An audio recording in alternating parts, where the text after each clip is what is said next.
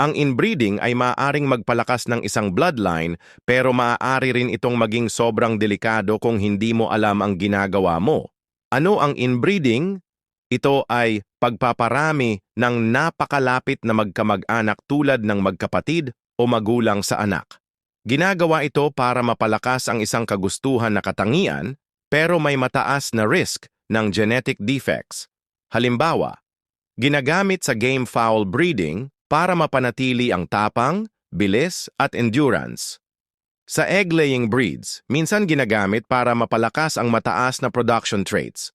Bakit dapat maging maingat? Maaari itong magresulta sa mahinang resistensya at mababang fertility. Pwede ring lumabas ang genetic defects, tulad ng deformities o slow growth.